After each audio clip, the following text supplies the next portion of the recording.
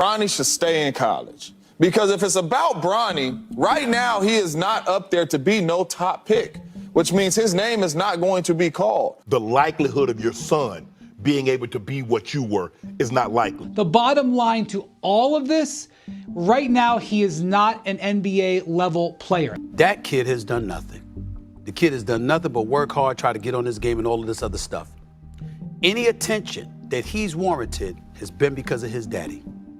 I want to play with my son. I want to stay here until my son gets to the NBA. Bronny James is not that bad. Now, when you're as rich and successful as LeBron James and his family are, people are gonna hate. People are gonna come out of the woodwork and want to knock you down a peg to just kind of remind you that you're a regular person just like everyone else.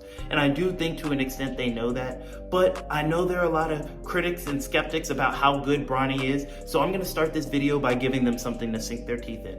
Lebron James Jr, aka Bronny, is son of Los Angeles Lakers superstar and NBA phenom LeBron James. LeBron James is one of the best players, in some people's mind, the best player in NBA history. Is this going to help Bronny get drafted? Obviously. Does Bronny get more media attention, more coverage, more publicity than other players in his draft class that are just as good or maybe even better than him? Obviously. Are NBA scouts, NBA execs, talent evaluators more likely to overlook flaws or discrepancy in Bronny James's game? Obviously. Are teams going to be more likely to draft Bronny higher than maybe he should go because they're hoping to get a James namesake and maybe even attract his dad to their team? Obviously. Are there better players in this draft that Bronny James will probably go ahead of even though he didn't have as an impressive college career as them? Obviously. His dad is LeBron James. Is there nepotism in the fact that Bronny James Jr. is going to get drafted this year after having a subpar freshman season at USC? Obviously, his dad is LeBron James. Nepotism, I hate to break it to you guys, is a part of life, is a part of society. Is it fair in every situation? No. Life is not fair in every situation. Let me break it down. If you want to be a lawyer and your parents are a lawyer, guess what? It's going to be easier for you to get an internship at a law firm. If you want to go to a specific school and your parents are a professor there or they're rich and donate to that school, it's going to be easier for you to get in that school. On the simplest foundation, if you want to join a fraternity and your brothers or cousins are a legacy there, they've been in the fraternity already, it's going to be easier for you to get in the fraternity. Nepotism is not exclusive to Bronny James or the James family. It exists in every place, in every walk of life. You ever heard the saying, it's not what you know, it's who you know? That's real life. That is what nepotism is. Is that fair always? No. Is it a reality? Yes. Now that we got the super obvious that Bronny James is benefiting from his dad being LeBron James, now that we got the super obvious out of the way, let's actually talk basketball. Can we actually talk basketball now? While we acknowledge that Bronny is benefiting from some nepotism, we can't act like there hasn't been other NBA stars who had kids who played in college who did not make it to the NBA. And I'm not just talking about your everyday NBA role player. I'm talking about star NBA players whose sons could not make it to the NBA. And if we're being completely honest, a lot of the times, if the parent was a star player, their son ends up being not as good because we're constantly making the comparisons to their father. Usually the sons that end up being star players, their parents were usually role players. If their parents were star NBA players, the kid usually doesn't end up being as good. And that may just be because of the high bar that their father set, or it just may be because of expectations and pressures. Maybe they didn't even have the same love for the game. There's a lot of reasons on why that could be the case. In his freshman season at USC, Bronny James averaged 4 points, 3 rebounds, 2 assists per game. He shot 37% from the field, 26% from 3, and 67% from the free throw line. That's not very good at all. It's very below average, and played 20 minutes a game. Very below average.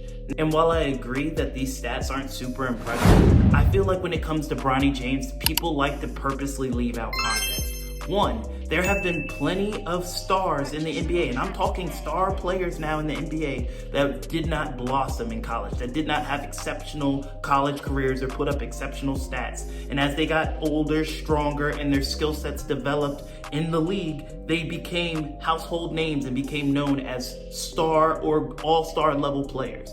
Two, I don't think people are factoring in that Bronny is only 19, and less than a year ago, at 18 years old, he suffered from a cardiac arrest. Now, I don't know about y'all, but me personally, if I would have suffered a cardiac arrest, especially at such a young age at 18, I probably would never play basketball again.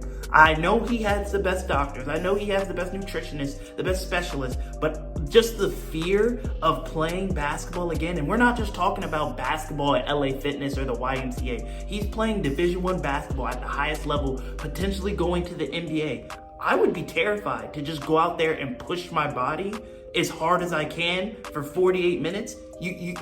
There has to be some sort of like hesitancy on his part, some fear on his part. I feel like people are completely ignoring that aspect. That this happened less than a year ago, July 24th, less than a year ago he suffered this. Like, I know some people are gonna be like, oh, well, he's healthy enough to go out there and play. It's the same thing when you come back from a serious injury like an ACL or an Achilles. Yes, you may physically be capable of going out there and playing now, but there's still a time gap of adjusting the mental aspect of recovering from that injury, especially one as serious as the heart. There are probably times where he's out there and starts huffing and puffing, where he probably dials it back a little bit just because he's still a little hesitant to push his body completely the way he used to when he was in high school per se. So let's dive back a little bit pre-cardiac arrest. In high school, he was a McDonald's All-American. He averaged 15, 6, and 5 in high school. He was the number 19 player in his class, one of the best top 20 players in his class in high school. He was invited to the Nike Hoop Summit. He was invited to the Jordan Brand Classic. The Nike Hoop Summit is the Team USA Junior Classic team. These are the 12, 13 best players in all of high school. Like, give it some context. Before this cardiac arrest, Bronny was on trajectory to be one of the easiest, best players in his class. And I feel like one of the biggest issues Bronny is suffering from is the constant comparisons to his dad. I feel like that's why people are underestimating how good of a basketball player he really is. One of the things I hear is that he's small. Is he small because you're comparing him to LeBron? Then yeah, he looks a little small. He's gonna be a point guard. He's not gonna be a small forward. At the combine, they listed Bronny as 6'1.5" without shoes on. That makes him about 6'3"-ish with shoes on. That's the same height as Steph Curry. That's around the same height as Russell Westbrook. That's taller than Chris Paul. These are all-time great point guards. He's not that small, and keep in mind, he's only 19. He could still get a little bigger. He's definitely gonna get bigger. He could still get a little taller. At 6'1", he's super athletic, can dunk the ball, drive through traffic. He's a great knockdown shooter, had the second best shooting percentage in the combine. He's an elite defender for his position. I feel like the only reason people are making it seem like Bronny isn't that good of a superstar is because they're constantly comparing him to LeBron. And I'm not here to cry for him. Is that fair? No, but again, like I said earlier, life is not always fair. That's something he's gonna have to constantly deal with. But I'm getting sick and tired of people pretending like Bronny James is just not an NBA caliber player. Like, he's not better than Pat Bev, and I like Pat Bev, but he's not just that good. He couldn't be that. Now, Bronny in his interview said that it was important for him to carve out his own niche, and he gave some of the types of players he compared his game to. Some of the guys that you look at around the NBA in roles and you say, okay, like maybe I can affect winning this one. Yeah, guys like Davion Mitchell, Drew Holiday, Derek White, just to name a few, like just the guys that excel in their role and, you know, get good money and get good playing time from it, because they are, you know, locked into that role and know what they're supposed to do. So I feel like, you know, if I have a chance to do that, then And I think that these are excellent comps to his play style and potential ability. Now, do I think Bronny James is gonna be a superstar? No. Do I think he's gonna be as good as his dad? Of course not. Like, That's a really high bar. Is anyone ever going to be that good? You know what I'm saying? Is anyone ever going to be that good again? It's questionable. So is his son going to be that good? No, I don't think so. But could his son have a productive and quality NBA season, playing defense, knocking down the corner three, attacking the lane, knowing his role? Yes. I don't know why people are acting like he's not good enough to be in the league just because he's not as good as his dad, LeBron. Now, I personally felt like Bronny should have stayed another year in school, get some more games under his belt, get more comfortable in his body again, and just be able to get more reps playing against elite top talent where he can be more the guy, he can play more minutes, he can more facilitate the offense than just trying to jump back into basketball and go 100 miles per hour like he was his freshman season. So I do think he should have came back for one more season in college. But it's not my decision. I'm not Bronny James. Now, were there pressure maybe from his dad to go to the league early? LeBron said he wants to play with his son. Maybe. But we also got to factor in that this is one of the weaker draft classes we've seen in a long time. So maybe this was a strategic move on his part. He figured I could go higher in this draft this year than maybe I could if I waited and went back another year of college. I just think we got to give the kid some time to develop, man. No, he's not going to be LeBron James Sr. If you're just saying he's trash, if he's not as good as his dad, then you're going to think he's trash. But could he go in there and give a team quality minutes and develop into a quality player, maybe even an all-star caliber player? Yes. I 100% think he has that capacity to become that level of player. But y'all let me know what you think. Do you think Bronny's trash? Do you think he's only getting drafted because of his dad? Do you think he's still recovering from his cardiac arrest and is going to continue to develop and elevate into a great player? Do you think he may be a superstar in the league one day? Or do you think that he may not even get drafted? Let me know what y'all think. Thanks for rocking out with your boy. I love you guys. Thanks for the support. As always, it's Zoe. This is The Last Word.